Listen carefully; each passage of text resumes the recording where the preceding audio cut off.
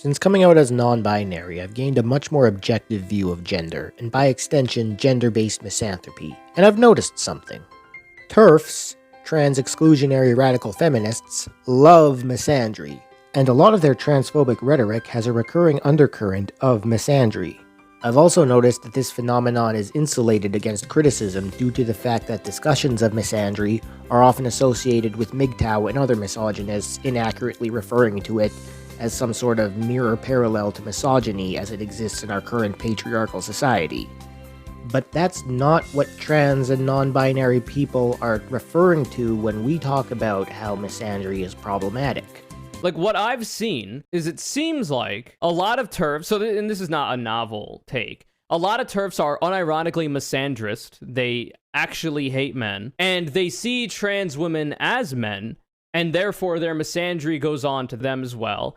Often when you so much as bring up the word misandry, you'll be hit with the catchphrase, misandry isn't real.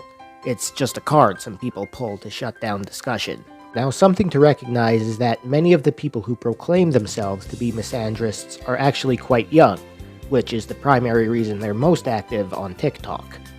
And in much the same way that the alt-right on YouTube harnessed the disgruntled rage of angry young boys to rope them into their ideology, trans-exclusionary radical feminists on TikTok have been harnessing the disgruntled rage of angry young girls to rope them into their ideology. I did a whole video about it, as like a live-action guy. So what's a femcel? Well, you've heard of incels, right? Well, they're gender-swapped incels. Pretty self-explanatory. Now, I remember when I first heard of femcels, I had a rudimentary understanding of what incels are.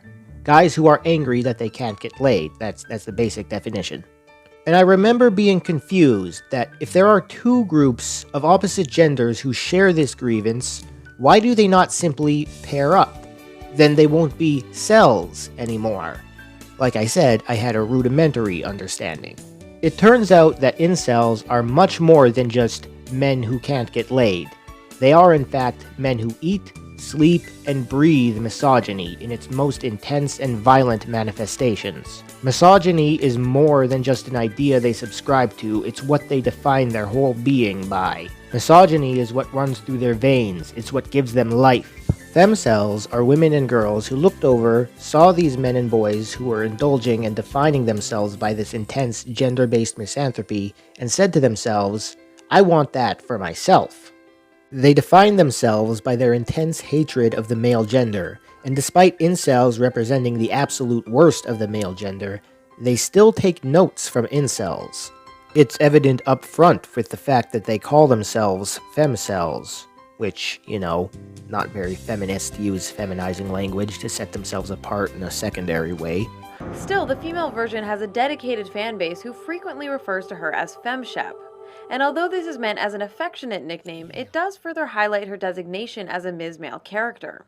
She is the one with the qualifier attached to her name. She is a female shepherd, whereas the male version simply gets to be shepherd. Another way they take notes from incels is the way they choose to speak derogatorily. They insult people assigned male at birth by calling them moids. See, incels refer to women as femoids as a way of dehumanizing them, talking about them like they're robots or aliens or something. Femoids. Over time, the word femoid was colloquially shortened to foid, which femcels then appropriated and gender-swapped as moid, even though it wouldn't make sense in a non-colloquially shortened form. This one time I saw a comment on a TikTok video from someone that was absolutely foaming at the mouth with their hatred towards men. Basically talking about how men don't deserve to experience any sexual pleasure whatsoever, they should only be milked for their sperm, something like that. And on first glance I assumed, must be another femcel, this app is lousy with them. I click on their profile and to my surprise, they are non-binary and assigned male at birth. Like me, bird of a feather. This was not an isolated incident. I've since then had many different encounters with people who fall under the category of trans and non-binary, almost exclusively assigned male at birth, who are more aggressively misandrist than cis women who are misandrist. I found this odd and jarring because, like I said at the beginning, in my experience coming out to myself as non-binary, it gave me a much more objective view of gender, and as a result made me more empathetic to the negative effects patriarchy has on the male gender. Like, male expendability. Also, it just doesn't really make sense to entertain gender-based misanthropy once you've accepted that gender is a social construct and more or less renounced it. But I see what's going on with people like this, self-hatred towards their assigned gender, on top of just having a really shitty, spiteful personality.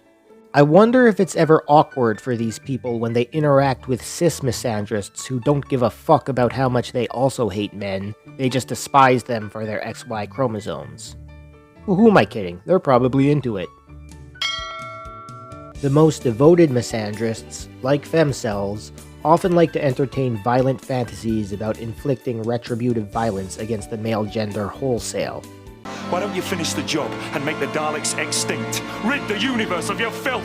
Why don't you just die? You would make a good Dalek.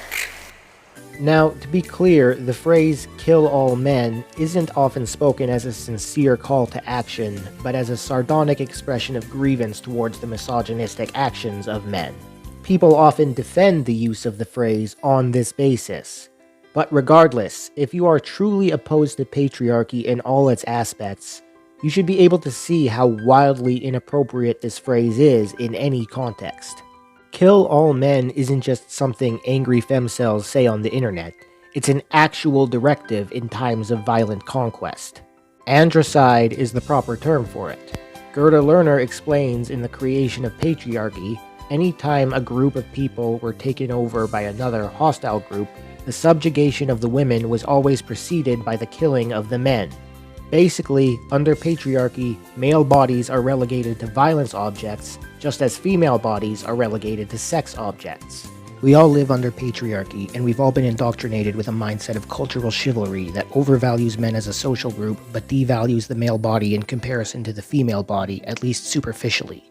This results in everyone, male and female alike, being far more acclimated to the idea of male bodies being used as violence objects.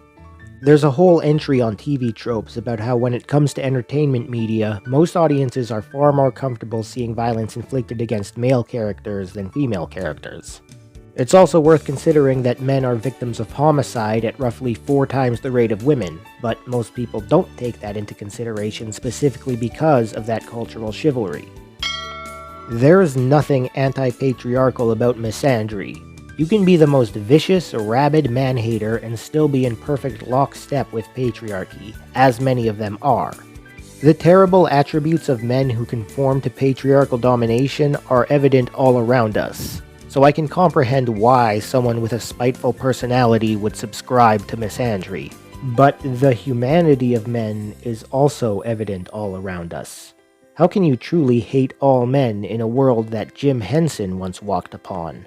You know what's something you will never find no matter how hard you look? A misandrist Muppet fan. They just ain't out there. Aber jetzt geht's los, jetzt kommt die letzte fabelhafte Realisation, Muppets Realisation, ja, jetzt kommt die Super Muppet Show.